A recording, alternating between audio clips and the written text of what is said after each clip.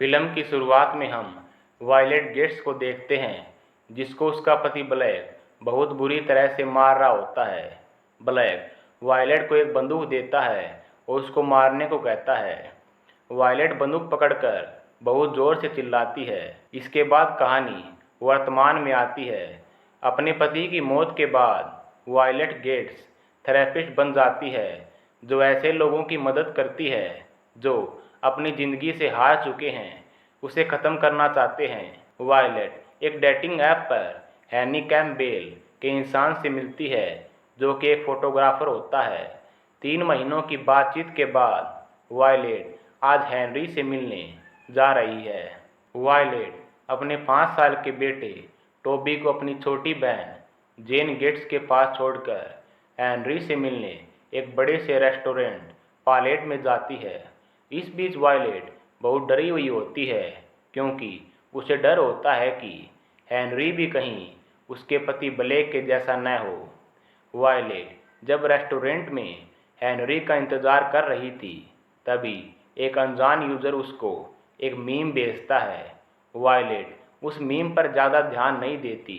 उसे एक मीम फिर आता है, जिसे देखकर वायलेट काफ़ी ज़्यादा डर जाती है। तभी हेनरी वहाँ आ जाता है और वे दोनों अपने टेबल पर चले जाते हैं।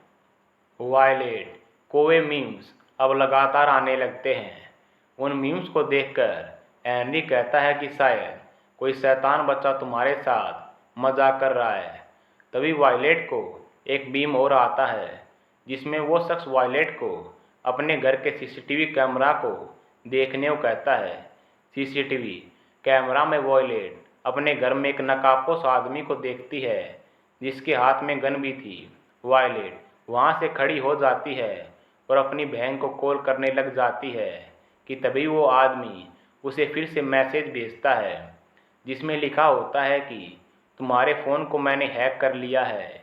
अगर तुमने किसी को भी बताया या पुलिस को कॉल किया तो मैं तुम्हारे बेटे को मार दूंगा। वायलेट हर जगह माइक और कैमरे को देखती है, जो कि उस शख्स ने लगाए थे वायलेट पर नज़र रखने के लिए। वो शख्स वायलेट को मैसेज करता है और हेनरी के कैमरा का एसडी कार्ड लेने के लिए उसे कहता है। वायलेट अपनी घड़ी निकालकर उसे अपने बैग में रख देती है। वायलेट हेनरी से कहती है कि उसकी घड़ी कहीं खो गई है। ये घड़ी उसके लिए बहुत खास है, क्योंकि ये उसकी मोम ने उसे दी थी। हेनरी वायलेट की घड़ी के बारे में पूछने के लिए मैनेजर के पास जाता है और इसी बीच वायलेट हेनरी के कैमरा से वो एसडी कार्ड निकाल लेती है। वायलेट देखती है कि हेनरी के कैमरा में बहुत सारे घोटालों की तस्वीर होती हैं, वहाँ की गवर्नमेंट की। वायलेट टॉयलेट का बहाना बनाकर वॉशरूम में जाती है और उस एसडी कार्ड को तोड़ देती है। फिर वो आदमियों से वॉशरूम का टॉवल डिस्पेंसर चेक करने को कहता है। वायलेट को उसमें एक जहर की बोतल मिलती है और वो वायलेट को इसे हेनरी की ड्रिंक में मिलाने को कहता है। जब वायलेट वापस हेनरी के पास आती है तो हेनरी वहाँ से जा रहा होता है। हेनरी कहता है कि तुम यहाँ पर ज़्यादा खुश नहीं हो। मुझे लगता है तुम्हें तुम्हारे बेटे की याद सता रही है। तुम्हें उसके पास लौट जाना चाहिए।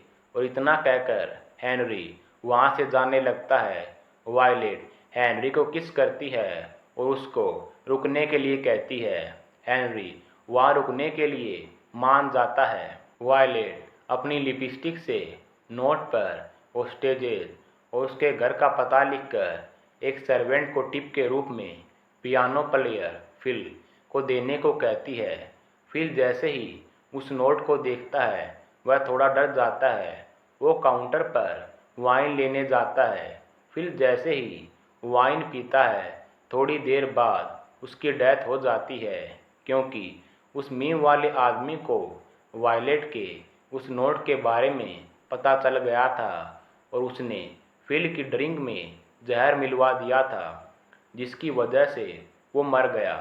जब वायलेट टकीला शॉट्स लेने जाती है तो उसके हाथ से उसका पर्स गिर जाता है। हेनरी वायलेट के पर्स में उसकी घड़ी देख लेता है, जिससे उसको वायलेट पर थोड़ा शक होने लगता है।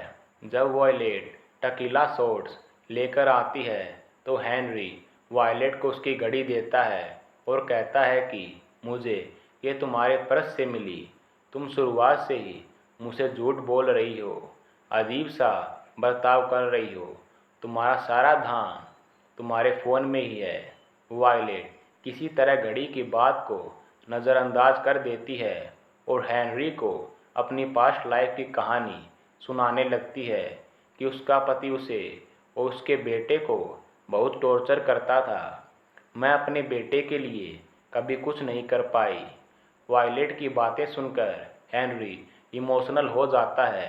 हेनरी बारटेंडर के पास नींबू लेने जाता है और इसी बात का फ़ायदा उठाकर वायलेट हेनरी के टकीला में जहर मिला देती है। हेनरी जैसे ही टकीला पीने वाला होता है, वायलेट हेनरी के ऊपर वाइन गिरा देती है। हेनरी अपनी शर्ट साफ करने के लिए वॉशरूम में जाता है। तभी बारटेंडर वायलेट के पास आती है और उससे पूछती है कि सब कुछ ठीक तो है ना? तुम शुरू से ही मुझे डरी हुई लग रही हो। वायलेट कहती है कि मैं ठीक हूँ। वो बारटेंडर वायलेट से कहती है कि वो आदमी जब से आया है बस तुम्हें ही देखे जा रहा है, पता नहीं क्यों। वायलेट जब रेस्टोरेंट में हेनरी का वेट कर रही थी तो रिचर्ड उसे काउंटर पर मिला था। रिचर्ड ने वायलेट को बताया था कि वो एक ब्लाइंड डेट पर आया है। वायलेट को रिचर्ड पर शक होता है, इसलिए वो टकीला शॉट्स लेकर रिचर्ड के पास जाती है। रिचर्ड वायलेट से कहता है कि हमने मेयर के सर्वर से सारी फ़ोटो पहले ही डिलीट कर दी थी, बस ये एसडी कार्ड बचा था जिसको तुमने तोड़ दिया। रिचर्ड वायलेट से कहता है कि हेनरी आज रात उस एसडी कार्ड को एफबीआई को देने वाला था, लेकिन अब कुछ नहीं हो सकता। तभी वह हेनरी आ जाता है और रिचर्ड के बार बार कहने पर वो टकीला पी लेता है। वायलेट हेनरी को थोड़ा इंतज़ार करने को कहती है। हेनरी वहाँ से चला जाता है। वायलेट रिचर्ड को बताती है कि उसका पति ब्लैक हमेशा लड़ाई के बाद उसको डिनर के लिए एक इटालियन रेस्टोरेंट में ले जाता था और कहता था कि वो आज के बाद उसको कभी टॉर्चर नहीं करेगा। मैं उसकी हर बात मान लेती थी। हर बार की तरह मैं नाटक करती थी कि मैं उसको छोड़कर कभी नहीं जाऊंगी, जैसे मैंने आज हेनरी के टकीला शॉट में जहर मिलाने का नाटक किया था। जब हेनरी ने टकीला शॉट पिया था, उसी समय वायलेट ने रिचर्ड की डिश में वो जहर मिला दिया था।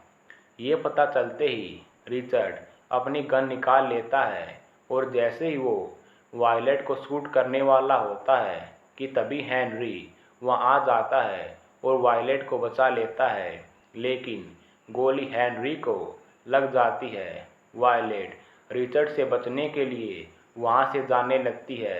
रिचर्ड वायलेट को पकड़ लेता है और जैसे ही वायलेट को मारने वाला होता है, बारटेंडर कारा वहाँ आ जाती है और रिचर्ड के हाथ पर वार करती है, जिससे गोली वायलेट की जगह शीशे को लग जाती है। गुस्से में रिचर्ड अपने पैर से चाकू निकालता है और कारा की पीठ में घोंप देता है।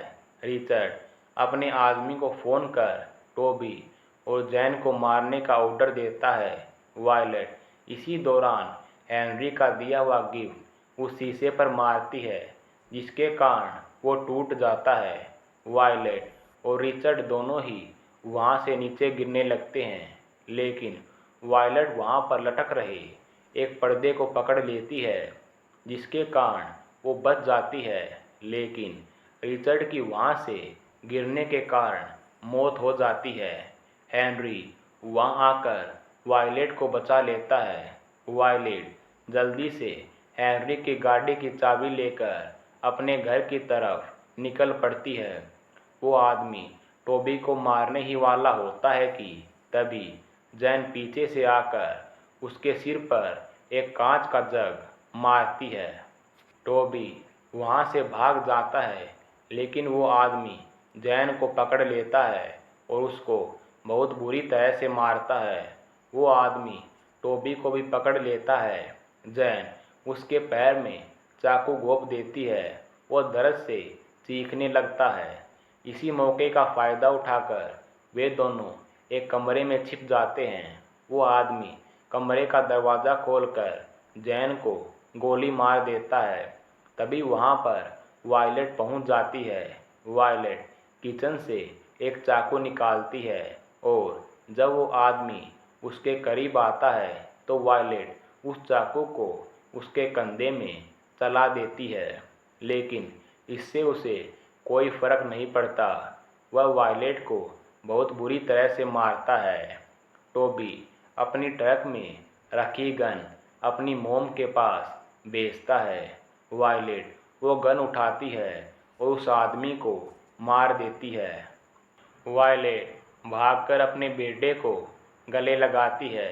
तभी वहाँ पर जैन भी आ जाती है।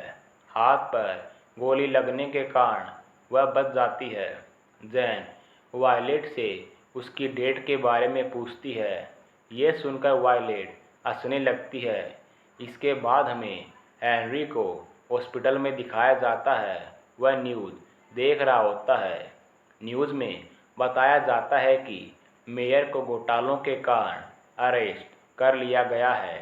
तभी वहाँ पर वायलेट मिल्क शेक्स और बर्गर लेकर आती है। तभी उसी यूज़र के नाम से वायलेट को फिर मैसेज आता है। वायलेट उस मैसेज को देखकर डर जाती है। तभी वहाँ पर जैन आती है और कहती है कि डर गई ना। दरअसल वो मैसेज जैन ने ही किया था। हेनरी वायलेट से कहता है कि हमारी पहली डेट कमाल की थी। वायलेट हेनरी से दूसरी डेट पर चलने का पूछती है। हेनरी दूसरी डेट पर चलने के लिए मान जाता है और इसी के साथ यह बेहतरीन फिल्म यहीं पर ख़त्म हो जाती है। राधे राधे।